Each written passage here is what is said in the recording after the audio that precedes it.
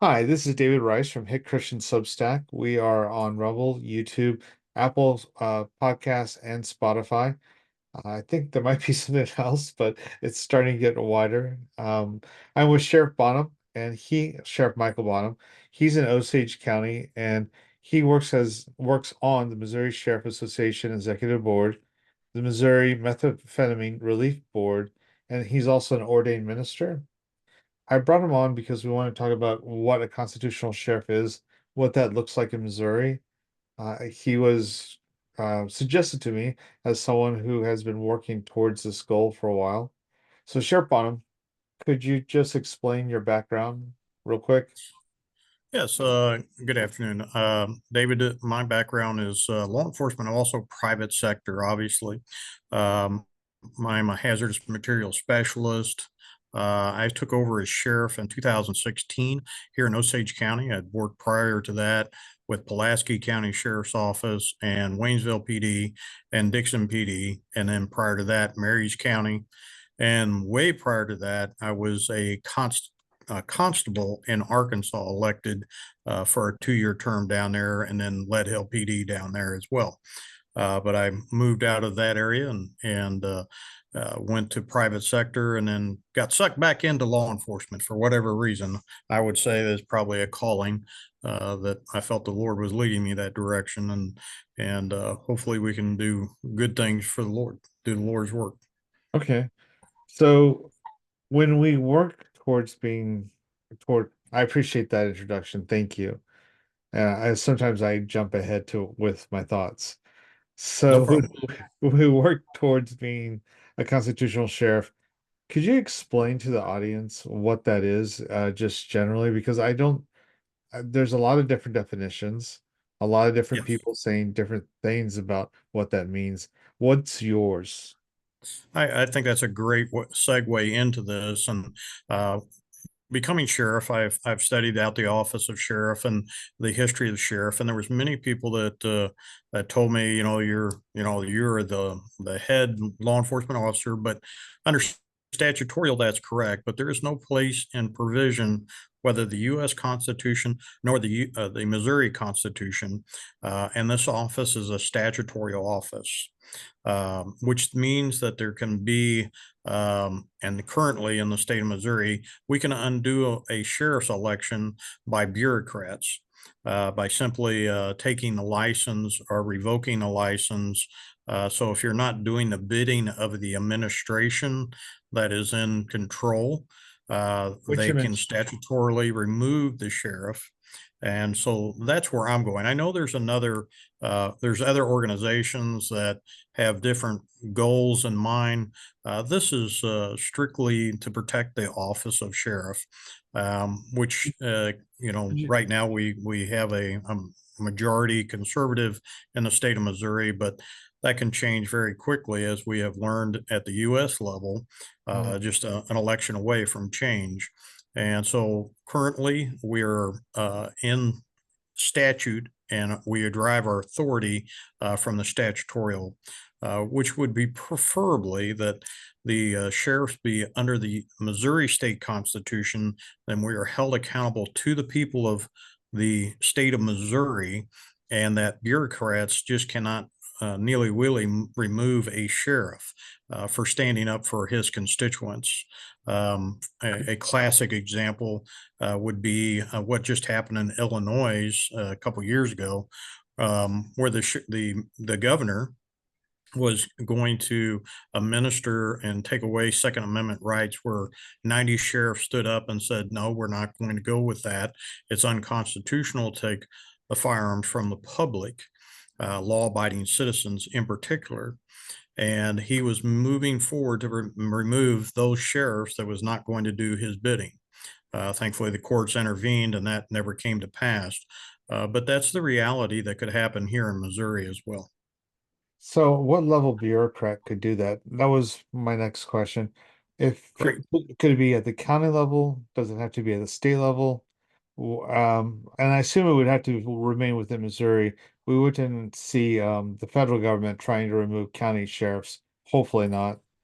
Oh, they'd love to, but under our laws, that would be probably not a happening thing. But they could be at the DPS level. The governor, which is over DPS, could be instrumental in that. And I'm not saying that our governor, current or another conservative governor, would do that, Sure. but the possibility is there, and the reality is there that it could happen. So if you had like a county commissioner who's frustrated with you, he doesn't have the authority to do it, but it would have to go as high up to at least the governor's level. That's correct. They may be able to encourage the prosecuting attorney to ask the attorney general for removal, which, that's a different process by pro quantro. That you have some legal process that you can due process for the sheriff. So there's no one that dislikes a dishonest sheriff than an honest sheriff. You sure? And so there's got to be a process for those, because the human fallen nature, to be able to remove those that are using their office incorrectly or in representing the people in a vile way. So I truly do believe there has to be a process of removal, but it should be very transparent. It should go through our court systems, just like anyone else. They have due process, they have attorneys, just like anybody else has afforded rights. The same thing for the citizens. They should be able to know what's going on with their sheriff or any other elected official, as far as that goes. And if they are illegally doing something or breaking a law, they should be held accountable. If they're a felon, if they're convicted of felon, then they're not going to be able to be eligible for an office any longer. But if they get a speeding ticket, is that really worth removing the sheriff? And Hmm. I would say no. But could that possibly, and I'm sure it has happened, uh, and it doesn't justify and warrant to the removal of a sheriff. If you're talking a felony crime, then that's another story. Sure. Uh, but there's, most of my citizens in my county expect me not only to uphold the law, but uphold the Constitution as we know it. And So that is enforcing the Constitution as we know it. So the goal of a good constitutional sheriff, as you see it, is not to be easily removed by a governor who says has a political axe to grind, who disagrees with you on a certain point, and has decided, well, if I can just get rid of Sheriff Bonham and maybe about 20 other sheriffs, I can enact this law or statute that I want to pass by fiat. Absolutely. So, I mean, the easy one to look and single out is the Second Amendment, but I would also propose to you that it could be the First Amendment. And quite Sure. honestly, as we go forward as a nation, I'm more concerned about people removing your First Amendment rights to be able to speak out. Yeah, freedom of speech, freedom of press, freedom to Yes, assemble, freedom to gather. I think one's freedom to gather, peacefully, peacefully peacefully gather. gather. Yeah, thank Yeah, you. to redress your grievances. Okay. And so there's all of those things listed in the First Amendment. There's five different things. I hope I said all five, and you helped me out with one. But there's that process where if we decided no one liked my podcast anymore and say, I live in Christian County, so we have Brad Cole, but the governor said, hey, we don't want him speaking anymore. I need you to go arrest him. We would need Brad Cole to say that's an unconstitutional order, and I refuse to. Yes, Okay. yes. All right. So moving forward, what are the goals towards what are the actually what are the roadblocks preventing it from moving from statute to constitution in the Missouri Constitution? So the current process, I've been working on this for 3 years, and it gained traction last year, and actually had two, a senator and a representative, to bring forth a joint resolution. But the ones that are in leadership, and it's very different at the House and the Senate, the way they hear bills, and there is definitely some politics that comes into play. I know you'd be shocked to hear that, Politics but there's, really upsetting. yeah, I know it's unbelievable. And this year we were told that there was just no appetite for the constitutional sheriff, and they don't see the need or the urgency. And I disagree with that because we're going to be going through an election cycle. Does that turn over, or they have a majority of conservatives, that it goes to a very liberal where it is more that we want more government control over people's lives, and which is very concerning because we can see some of those things already happening on a federal level that we don't want to see transfer down to the state level. I trust people. There's those that absolutely break the law, and we deal with that, and Mhm. we should as a society. But on the same token, as far as those that are doing things right, that they are doing it honestly, straightforward, whatever the law is that they have always continued to follow. Why do we want to penalize those citizens? Is my question to legislators. And that's exactly is a true possibility. Although they may not count it as a possibility, it truly is a possibility. And I think the time is now and of the essence. The people want the sheriff to protect them in their respective counties. There's a reasonable expectation, I think. And so, but there is that on the reverse where the people protect the sheriff with their vote. They protect them. Not that there's not a way to remove a sheriff, because I think that that absolutely has to be in the process of being able to happen as well. But the city, if we're ordered to do something and we don't do it, then we're going to pay the penalty, and ultimately the people are going to pay the penalty. I don't think that's right. Yeah, it does block the will of the people when they vote if they can just remove sheriffs based on the political whims of whoever's in office. And so you could have a Democrat sheriff being removed by a Republican sheriff because of disagreements over politics rather than Yes. disagreements over felony law. Or if they decide they want to have another lockdown and say close all the churches again, the sheriffs can be a way of preventing that from happening, at least per county level.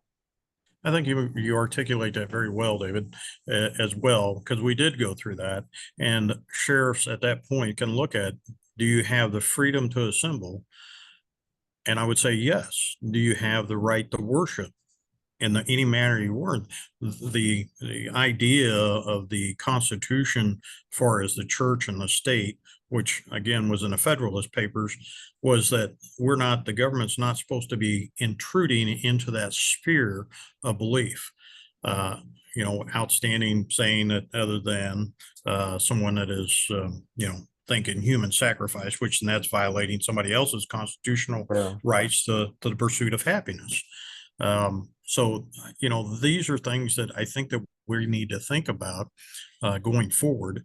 And I stand firmly with, and if I don't have anybody running against me in this election cycle, but if I did, and the people didn't like the ideas or where we're going, they have absolutely the right by their vote to remove me. And I'm okay with that. Uh, Hmm. you know, elections are hard and sometimes very tough. And that's just the way it goes. But Yeah, I'm yeah, resigned to that effect. yeah, they can get personal and on that level, but I agree with you. If the people have made the decision that they want you or someone else to be sheriff, that should be respected. That's part of what makes the nation work. If the, Yes, if that's removed from the process, if it doesn't matter who you elect, they can always be removed. So that goes further than just you. What if they decide they want to remove a county commissioner or they want to remove an attorney that's been elected or a judge that's been elected just because they don't like the way that they think? absolutely. And so you can prevent, and as a constitutional sheriff, can you prevent them from being arrested in your own county? So there's interesting caveat to that. So Sure. I enforce the laws of the state of Missouri and the constitutional, the U.S. laws, although I don't bring charges on a federal level. That would be a federal, ATF, so on, et cetera, that would bring those charges. Uh, we cannot at this point intercede in any of their proceedings. And you know what? They will have to hand account for their, if they're doing unconstitutional things, which, as you're well probably versed, that they have in the past, They and have, yeah. the court system has ruled that out and brought that to bear. And so there is some of that process that would absolutely, but there is certain things that I think that the sheriff absolutely has the right under the Constitution that we shouldn't enforce. Um, Not that they can't, but if we're doing mandates, that's not law from Congress, is it? Hmm. Because my understanding, it has to be Congress that sets the laws. Sure.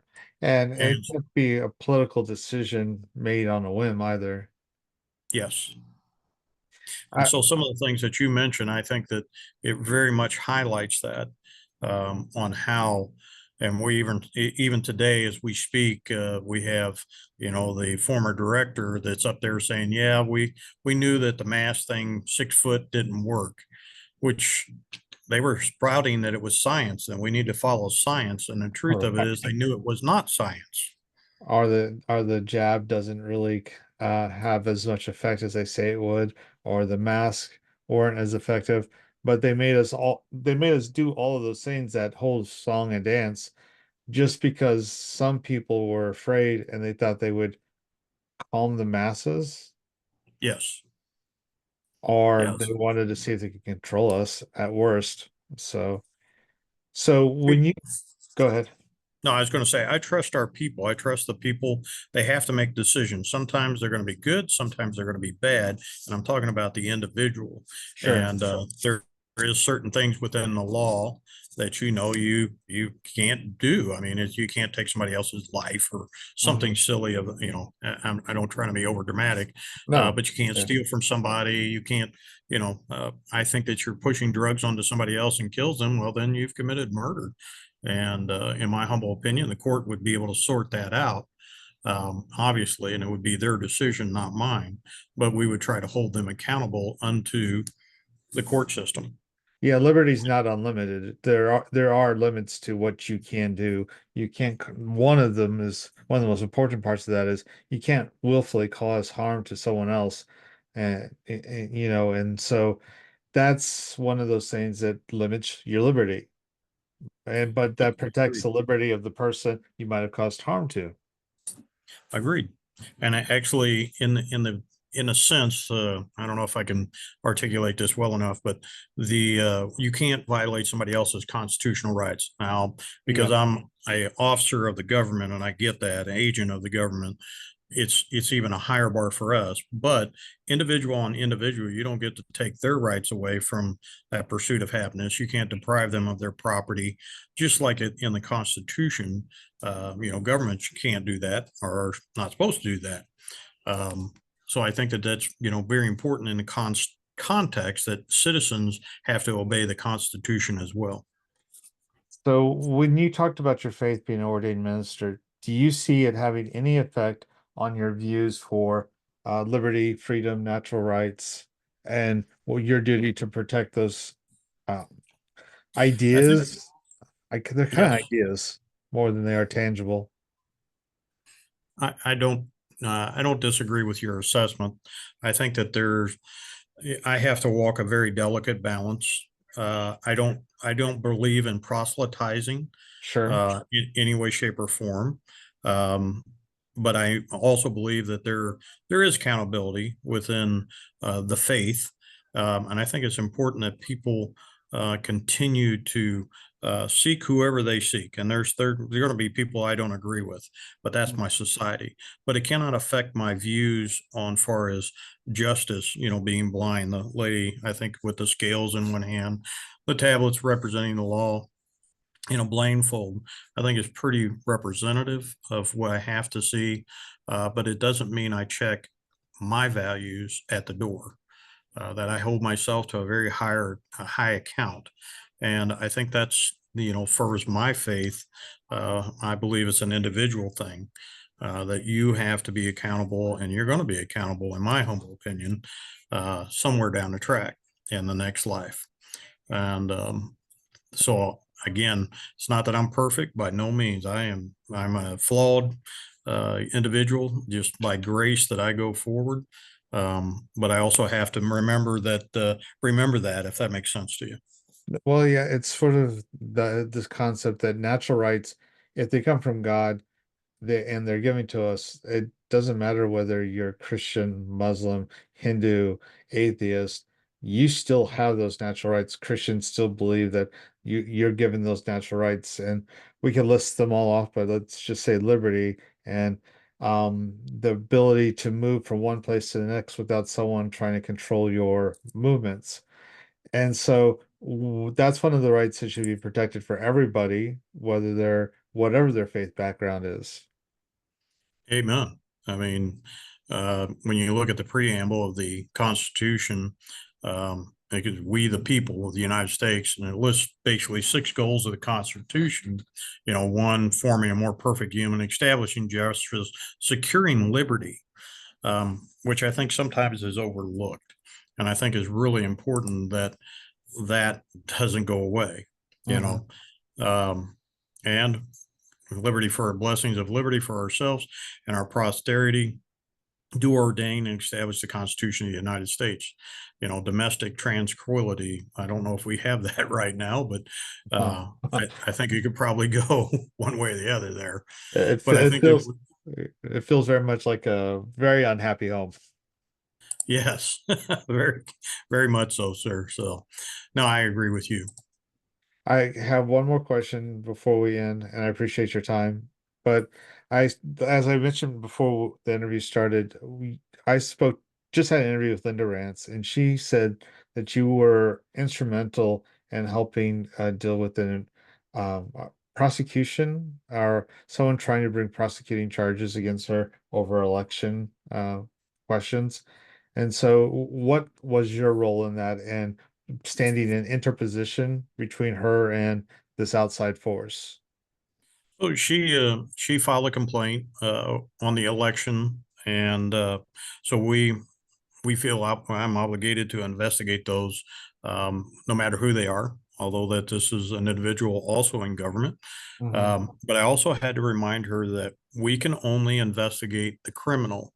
In Missouri, we have administrative law, Yeah. which is handled by the Secretary of State, or it can be by the Missouri Ethics Commission, which then they handle far as disposition on what they're going to do with it.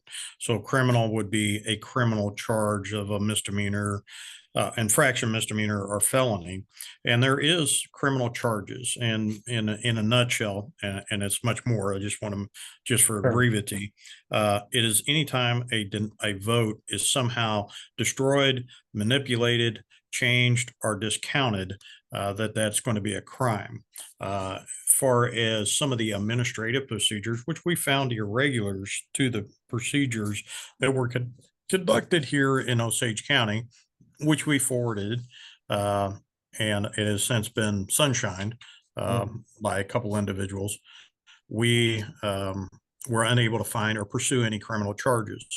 And we looked at it from many, many different directions, interviewed several individuals, which include election judges, the clerk, the attorney general's office, multiple different people. In an investigation taking about 6 or 7 months, we came to the conclusion that there was no criminality, but that we did find irregularities with the administrative side, which means Sure. nothing unless the agents that enforce that, which would be the Secretary of State or the Ethics Commission, would do something with them. So the people who could enforce the laws have to be responsible in enforcing the laws. Just like if Yes, someone in your county decided to violate criminal statutes and was going around, I don't know, hurting, let's just say they're hurting people, be very general about it, and you refuse to enforce the criminal statutes, that's a failure on your part. And yes. and so that's kind of what we're trying to deal with on the administrative side with administrative law, I think sometimes. And I'm not so sure, and I got no proof of Sure, this. It's almost sure. like it's the law has been contrived that way. I will say this is the first time in my career that I ever had to deal with anything election for is investigation. So, we've done murders and assaults and drug investigations and so on, et cetera. But this would be the first time I've ever come across, and my detective that was assigned this case, which has 20 something plus years in the business, has neither one of us have had any investigation into elections. So it was very eye opening to us, and it took a lot of background and investigation, talking to people with expertise. In other words, attorneys that are election attorneys that understand it much better than we do. Mhm. But now we're getting the understanding, and because You, we had to go study crash course. yeah, you quickly become an expert in things that people say that you shouldn't know anything about. That's my department, that's my area. But unfortunately, when I'll say it nicely, unfortunately, when it doesn't seem as if someone is achieving the competency level you hope for, you kind of have to achieve the competency level for them. So, Totally agree. It's we continue to be on high alert for that. If there's any problems or issues, we can investigate any crime in the state of Missouri, and that is prosecutable, far as it has a penalty attached, misdemeanor, felony, and etc. if And so we will do our job. well, I appreciate that. The only other question I have is, and I know I said one other question, but if people wanted to learn more about how to support the constitutional sheriff cause in Missouri, who should they speak to? I think, where we ran into this year was with the Speaker of the House. He was not receptive to it, and that was Dean Plocker. And I believe he's running for Secretary of State, which has got me greatly concerned, Yeah, knowing the importance of the constitutional sheriff. And I think that the biggest thing that they can do, no whether where they're at in the state of Missouri, and even if they're outside the state of Missouri, to contact our elected officials. These are the people who are supposed to be responding to the will of you, the people, whether you support it, don't support it. Um, Eventually, if it ever gets the opportunity to pass in the House or the Senate, it will come before the people for a vote. And that's all we were asking, is let the people decide. And it would be simple on their end to simply pass it and attach it to a bill that the people will get a vote on it, and they can say, yes, we want constitutional sheriffs, or no, we don't want constitutional sheriffs. It would be up to the people, not the bureaucrats, not the politicians, those that continue to hold up and stonewall a lot of good legislation that should be passed, versus we're trying to pat each other on the back, and we're all worried about reelection, which I understand. But I'm not doing this for a job. I can go find another job, sure. and they should feel the same way, in my humble opinion. And quite honestly, that's when I'm looking at my senators and my representatives here. I'm making sure, or I want to believe, that they're not doing this because they're looking for a paycheck or the status or the prestige, but they're doing it for the right reasons, and that's because of the people of Missouri. And that's my stance. I'll get off my little soapbox, but I really do feel strongly about that. Well, no, I agree with you. I think we elect them to be servants so that they protect us, not just from, the federal government, but protect us from inside interest that want to keep things loose and, uh, well, unable to be really enforced. I think the powers that be really enjoy that system that has everybody looking the other way. I agree with you. Once again, we find ourselves in agreement. Well, Sheriff Bonham, it was a great interview. I appreciate it. I will post it up as soon as I can. I was thinking next week, but of course I'm putting that in the recording so that people are going to be confused. But we'll go from there, and I appreciate it. Well, I appreciate the opportunity. I appreciate the opportunity to visit what I think is really important, and want to continue, I hope, the dialogue with not only yourself, but other citizens here in the in Missouri, to be point on it. I can tell you that majority of the sheriffs across the state absolutely agree that there needs to be protection for the office of sheriff. because it is I very unique. Yeah, I think it is a unique position. I don't think people really understand how unique a sheriff is in the system of justice because you guys have some authority that keeps you from being co-opted by the or sorry, by the federal government. Yes, All right, yes, well, sir. thank you again. I'll hopefully we'll talk again about I this look issue. forward to it. All right, you have a Thank great you, day. David. All God right, bless you. Take care. God Bye-bye. bless. Bye.